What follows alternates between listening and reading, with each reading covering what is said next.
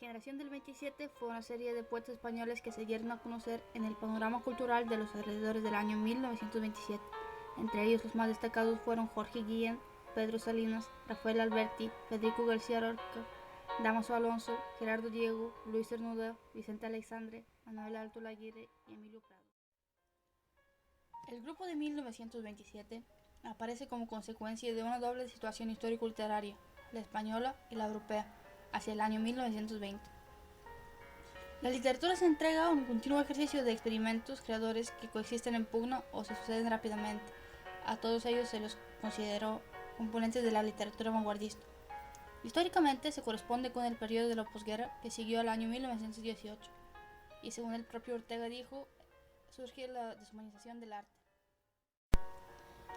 La poesía cambia de rumbo tras la depresión económica del año 1930, la cual aparta a un lado el optimismo y los ideales que habían permanecido la década anterior. Se buscaba un afán de originalidad que databa desde el romanticismo. Lo nuevo era lo radical del empeño.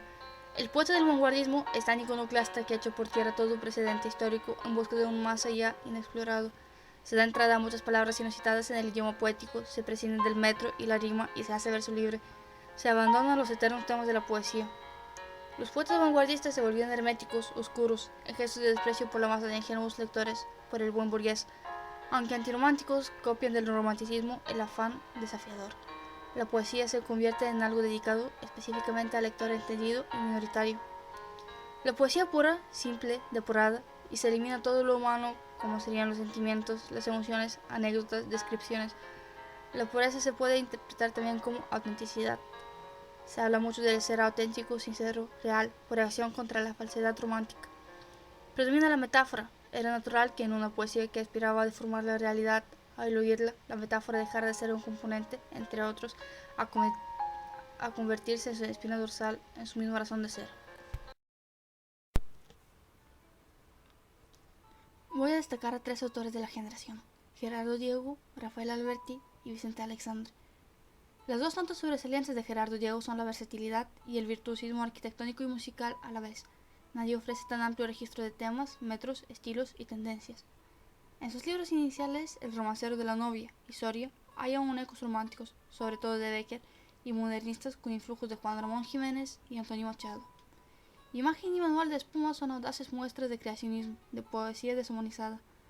El entusiasmo gongorino, la barroca fábula de X y Z, y la antología poética de Ngóngora hacen de Gerardo Diego uno de los teóricos y promotores, junto a Dámaso Alonso, de la nueva poesía. Ya cultive la más libre, la más tradicional, aunque siempre con acento moderno, y cualquiera que sea el tipo de verso elegido, la perfección formal es constante. Gerardo Diego no tiene rival en el dominio del soneto, con el que alcanza altitud cimera en Alondra de verdad, quizá su obra maestra. La técnica y la facilidad de este poeta son tales que le permiten tocar con igual acierto los temas más graves y además los más ligeros. Rima, homenaje a Bécquer, de Gerardo Diego. Tus ojos oxigenan los rizos de la lluvia, y cuando el sol se pone en tus mejillas, tus cabellos no mojan y la tarde es ya rubia. Amor, apague la luna, no bebas tus palabras, ni viertas en mi vaso tus ojeras amargas. La mañana de verte se ha puesto morena. Enciende el sol, amor, y mata la verbena. Rafael Alberti recuerda a Gerardo Diego por el dominio de la técnica, la variedad de facetas, la fecundidad. En la poesía de Alberti hay que destacar tres etapas: la neopopularista, con obras como Marinero en tierra, La amante, El alba de la Lelí, inspirada en el cancionero tradicional y en el folclore andaluz. La neogongorina y vanguardista, con Cali y Canto como ejemplo, fue propia del entusiasmo de su generación por Antonio Machado, de quien además hace una paráfrasis. La obra incluye además sonetos, tercetos, romances y cuartetos. Y por último, la surrealista, con Sobre los ángeles. El surrealismo de Alberti parece más fruto de una deliberada actitud mimética que de una honda convicción interior. Los ángeles y demonios del autor resultan literarios. El verso libre es indeciso como producto de una nueva experimentación del poeta, que no logra en él la maestría formal mostrada en los metros populares ocultos antes cultivados. Sobre los ángeles incluye un homenaje a Bécquer, a quien los poetas de la generación salvaron por su pureza estética del descrédito en que envolvieron al romanticismo. Sermones y moradas prolongan la línea de Sobre los ángeles, en un verso libre estirado hasta los límites de la prosa. A partir de este momento y a través de la guía cívica, Alberti desemboca en la poesía política que cultivará hasta la fecha, aunque con frecuentes retornos a la poesía burguesa que repudió en el 1931. Retorno a través de los colores. Rafael Alberti. Esta tarde te alivian los colores, el verde, aparecido niño grácil de primavera, el claro mar del cielo que cambia en los cristales, el ala sonrida de un añil mensajero. Te hacen viajar el blanco tembloroso y erguido que abren las margaritas contra las enredaderas, el marfil de los senos nacientes del magnolio, el albo de las calas de pie sobre el estanque. Piensa en los colores lejanos de otros días, aquel azul dormido de espalda en los esteros, el áureo de las piedras derivadas al borde de los dientes antiguos de su mar endiosado. Escuchas en el rosa del rosal el caído de los lazos tronchados tras el balcón del arpa, y en el negro fulgente de las sombras el lustre, el sombrero difunto de los altos abuelos. No pierdas los colores que te juegan caminos, estar tarde en tu breve jardín morado. Mira, aquí están, tú los tocas, son los mismos colores que en tu corazón viven y aún un poco despintados. La fórmula surrealista de Vicente Aleixandre, de la cual parte con espadas como labios y pasión de la tierra, alcanza su plenitud en la destrucción o el amor. Esta última obra es un canto total a la naturaleza, a su despliegue de fuerzas y al anhelo por llegar a través del amor, quebrantando la radical soledad a la comunión pánica en el seno del universo. El sentido de este libro, doloroso y violento, se completa con el siguiente: Sombra del Paraíso, menos encrespado de forma, pero idéntico en sustancia. Aleixandre canta la nostalgia de un daño paradisíaco que lo mismo puede ser posterior a la muerte que anterior al nacimiento del hombre. Humano, nunca nazcas.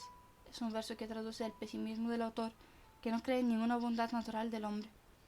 Los seres representativos de este poeta son los animales, como símbolos de vida próxima a la naturaleza, como encarnaciones de su poderío. De ahí la copiosa fauna que aparece en los libros, que muestran una apretada estructura y una sistemática concepción del mundo. En Historia del Corazón señala un cambio de perspectiva en el autor que evoluciona sin romper con su precedente postura. Ahora la atención del poeta se centra en el hombre, no ya como individuo aislado, sino como miembro de la comunal, como elemento solidario. Aleixandre es un maestro del verso libre, forma que maneja con pujante originalidad en la destrucción o el amor, y que eleva a una belleza clásica desde Sombra del Paraíso. Esta poesía ofrece un gran panorama de cerrada perfección, centrada primero en el cosmos y más tarde en el hombre. Se proyecta sobre la doble aventura de la existencia, el gran misterio universal y el pequeño gran misterio del corazón humano. Recorre el macrocosmos y el microcosmos, lo exterior y lo íntimo. Es poesía metafísica y poesía ética. Ningún poeta ha ejercido más influencia que Aleixandre en la generación posterior a 1939. No lo conoce, Aleixandre. La juventud no lo conoce, por eso dura y sigue. ¿A dónde vais? Y sopla el viento, empuja. A los veloces que casi giran y van con el viento, ligeros en el mar, pies sobre espuma. Vida, vida es ser joven y no más. Escucha, escucha. Pero el callado son no se denuncia, sino sobre los labios de los jóvenes, en el beso lo oyen. Solo ellos, en su delgado oír, pueden o escuchan. Rojo pulpo besada que pronuncia.